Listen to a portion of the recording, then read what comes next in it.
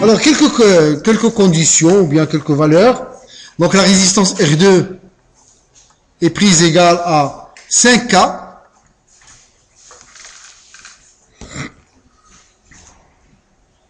T1 et T2 sont identiques. Alors, à ce moment-là, bêta est égal à 100 pour les deux. Et on s'intéresse à la résistance RCE, et qui est égale à 160 kΩ. Pourquoi on s'intéresse à cette résistance?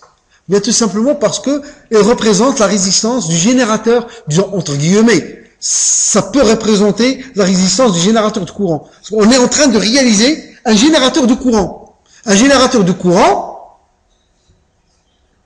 il a deux caractéristiques. Il a le courant I0, il fournit un courant I0 constant, et il a une résistance interne qui est très grande. Alors, si je prends RC est égal à l'infini, c'est le H de 2, 1 sur H de 2. Si je prends RC est égal à l'infini, automatiquement je vais tomber sur une résistance infinie. Et je vais me mettre dans la réalité, et dans la réalité, c'est RCE est égal à 160 K par exemple. Qu'est-ce qu'il a dit ici? Alors, qu'est-ce qu'on remarque ici? Le collecteur est réuni à la base. Il y a une diode qui est en court-circuit. Qu'est-ce qui reste? Il reste la diode émetteur base. Donc tout le transistor, c'est juste une diode. Donc T2, T1, se comporte comme une diode.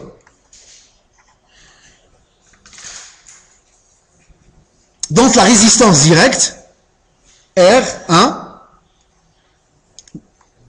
est égale à 25 ohms.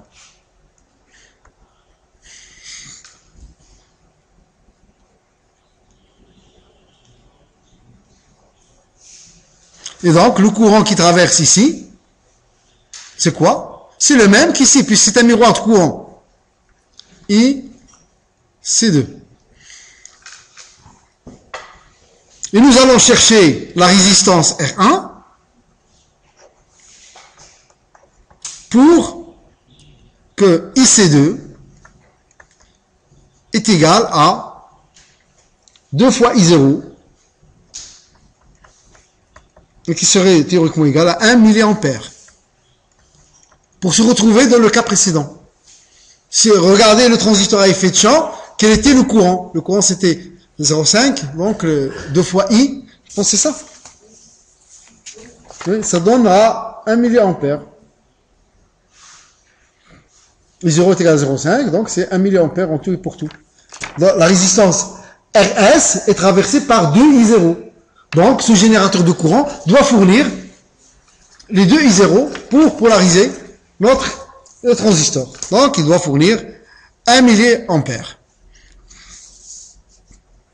Alors, allons-y. Alors, cette résistance R1, donc la tension VR1, c'est cette tension ici. VR1 est égal à VBE1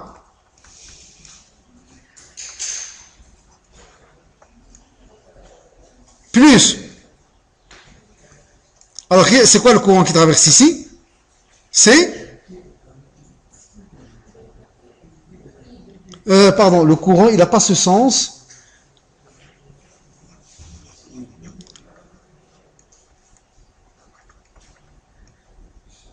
IC2, il a ce sens. Donc, le courant qui traverse R2, c'est donc IC2 plus R2 IC2, voilà, moins VE est égal aussi, c'est quoi la tension VR1 en fonction de R1, c'est ce que je cherche, R1, avec un signe moins, d'accord? Parce que le courant il est dans le sens, la tension il monte et le courant monte, ils ont le même sens, donc un signe moins, moins R1 IC2. J'aurais dû commencer peut-être par moins R1 IC2, c'est-à-dire moins R1 I0. C'est bon? Je peux continuer ou je dois reprendre? Pardon? Deux fois. Oui, vous avez raison. Deux fois R1 I0. Pourquoi? IC2?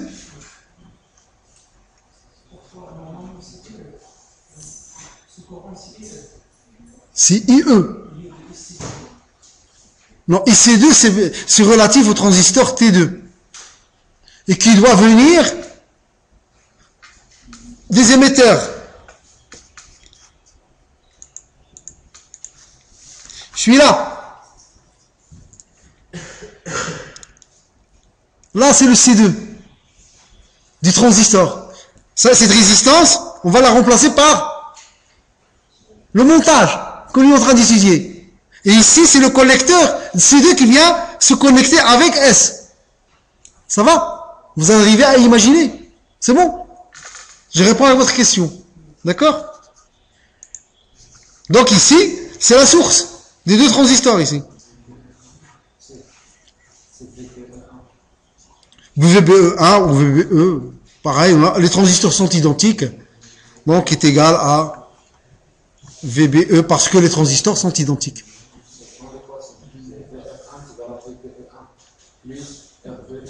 VR1 est égal à VBE1. Ah, oui. J'ai mis VB. Voilà, là, c'est beaucoup plus important. Ouais, c'est pas la même chose, d'accord. Donc, alors, et du coup, vous allez avoir VR1.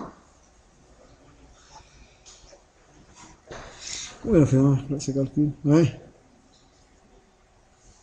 Est égal à moins 2R1 I0 est égal à moins 9,4 volts. Alors le 9,4 volts vient, on connaît VBE1, c'est 0,6 volts, on connaît R2, on connaît IC2, c'est 2 fois I0, on connaît VEE, c'est moins 15, donc on connaît tout, donc on connaît VR1, ce qui va nous permettre de calculer la résistance RS, qui est égale à 9, la résistance RS que je raconte, la résistance R1, qui est égale à 9,4 kilo ohm. Donc voilà, on a déterminé notre générateur de courant. Donc ce générateur va fournir un courant 2 fois I0 constant, indépendant de V1 et de V2 du montage de l'amplificateur différentiel. Maintenant, il nous reste à calculer la résistance interne. En fait, les signaux, ce sont des signaux variables qu'on va mettre sur les bases. Donc c'est une résistance en dynamique que l'on doit avoir. C'est la résistance qu'on voit entre S ici. C'est la résistance, c'est une résistance RI. C'est la résistance du montage, générateur de courant. Car, si vous vous rappelez, un générateur de Norton, c'est ceci.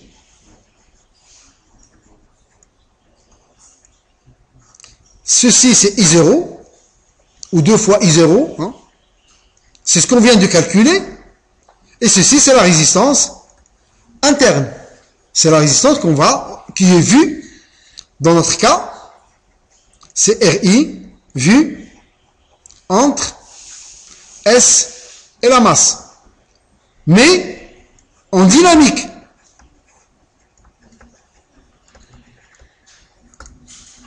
Car les signaux sont variables.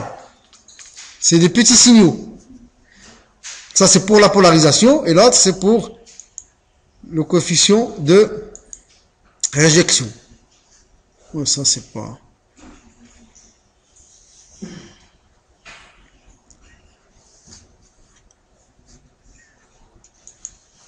Ici, c'est...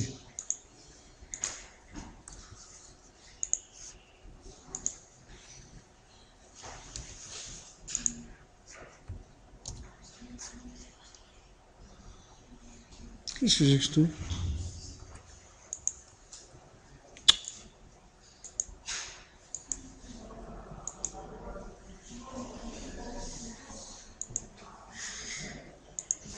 C'est ça ce qu'il faut que je prends.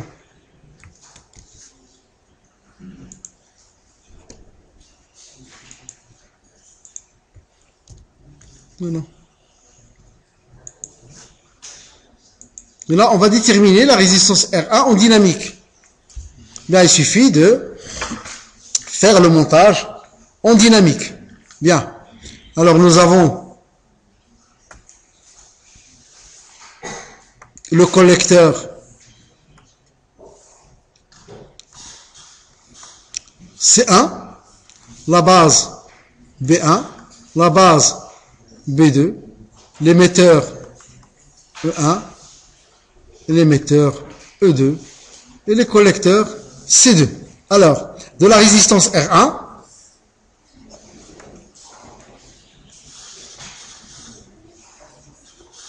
on va aller sur le collecteur C1. Alors, le collecteur C1, on va partir vers la base B1 et vers la résistance R2. Donc ici, nous sommes à la masse. Donc ici, donc on part à travers R1. C'est la résistance de la diode. Parce que le transistor fonctionne en tant que diode. R1, on va aller vers... Ici, nous avons E1, pardon. Et ici, nous avons donc la résistance R2. Ça, j'ai fait ce chemin. Maintenant, il va falloir... Donc là, je vais sur B1. Alors, de B1, ici, c'est la même chose que B2.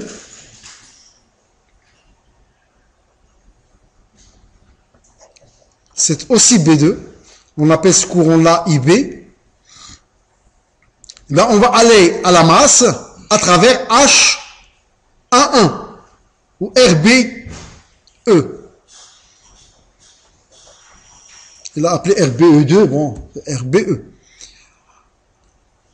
Et là, on sort pour aller sur la résistance R2 et on va aller à la masse. Parce qu'en dynamique, VCC est égal à la masse. Alors, ici, donc ici nous avons notre émetteur, E2, et le collecteur va se trouver ici, C2. Et donc, on va aller à l'émetteur grâce à bêta IB. Et on va aller vers un point, c'est le point C2 ici. Nous cherchons la résistance vue entre ce point C2 et la masse. C'est ça, la résistance RI, elle est là.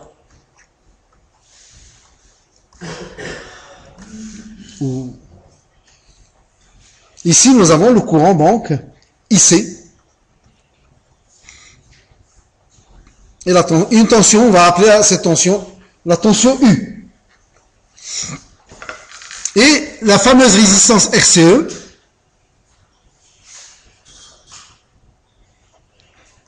il est là.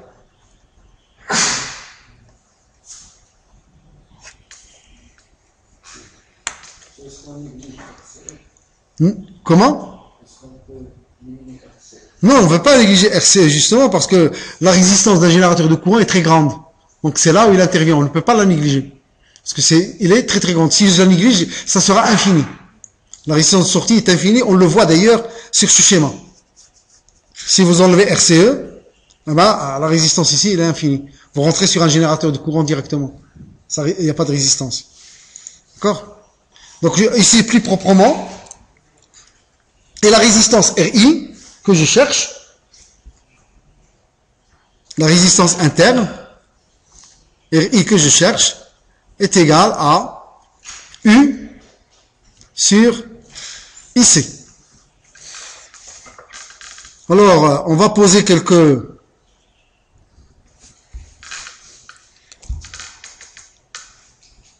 simplifications. On va appeler R équivalent, c'est ce terme ici. Donc R1 en parallèle avec R1 plus R2. Et ceci, alors tout calcul fait, ça me donne 3,27 kg. C'est pas ça qui est important. Et on va poser R équivalent une deuxième valeur qui est donc égale à R2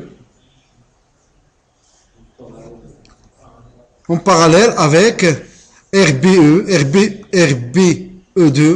plus R équivalent.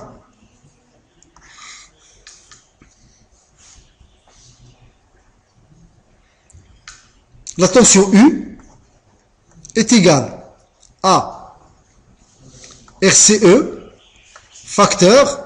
Alors le courant qui vient ici, c'est IC moins bêta IB.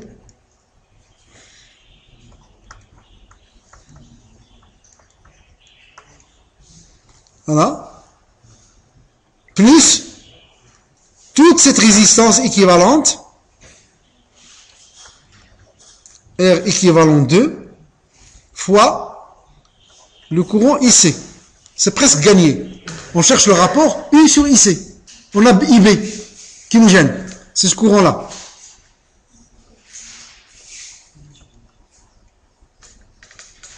Ceci, il est là. Alors le IB, on va utiliser le pont diviseur de courant.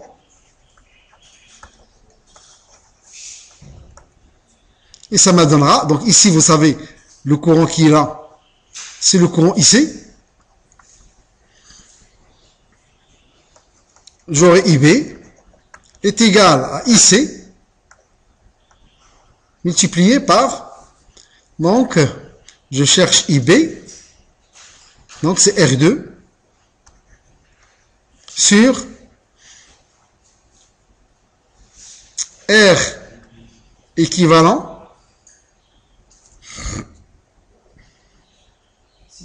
plus RBE de une seconde, je suis à vous, plus R2, oui. Là, égal. Excusez-moi, j'ai parlé trop vite, ça m'arrive. Le courant ici, qui circule ici, c'est IC moins bêta IB. Donc IC ici, en ce nœud-là, donc le courant, ce courant-là, d'accord? C'est tout.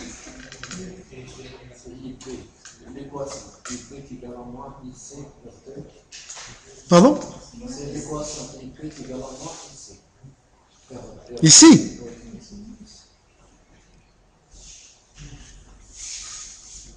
Oui, vous avez raison.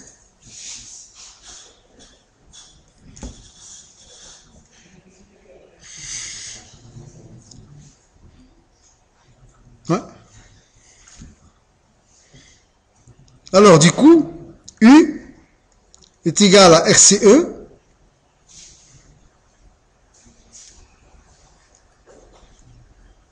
alors, je vais mettre U sur IC, directement la résistance R, donc c'est RCE, facteur de 1, moins bêta, donc plus, il y a un signe moins ici, et un signe moins ici, R2 sur R équivalent plus RBE2, plus R2, plus R équivalent 2. Donc ceci, c'est donc notre résistance RI. C'est juste ça? C'est bon? Ah, j'ai oublié le bêta. Hein. Comment il fait une erreur? C'est 1 plus bêta R2.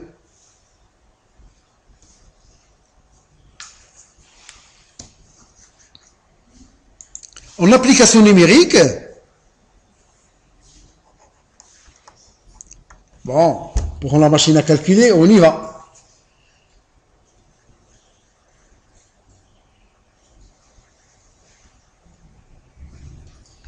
Vous avez toutes les valeurs. RI est égal à 8,6 mégom. Très important, hein? C'est ce qu'on cherche. On cherchait une grande valeur. Ben celle-là, elle est bien. Si j'avais enlevé RCE, vous pouvez l'enlever et vous verrez ce que ça va donner. Vous mettez RCE est égal à l'infini. Qu'est-ce que ça fait? Si vous enlevez RCE, ça veut dire RCE est égal à l'infini. RI égale. Si j'enlève RCE, RI est égal à l'infini. D'accord? C'est pour ça qu'il faut regarder RCI. Parce que bon, en réalité, c'est... Et, pardon? On cherche que la résistance RS, ça veut dire que la résistance interne du générateur sera plus... Mais la réalité, vous n'avez jamais une résistance infinie. Non, ça n'existe pas, ça. Ça, c'est dans le papier. Mais pas dans la réalité, il y a une certaine valeur. Et avec cette valeur, vous avez un AD, un TRMC,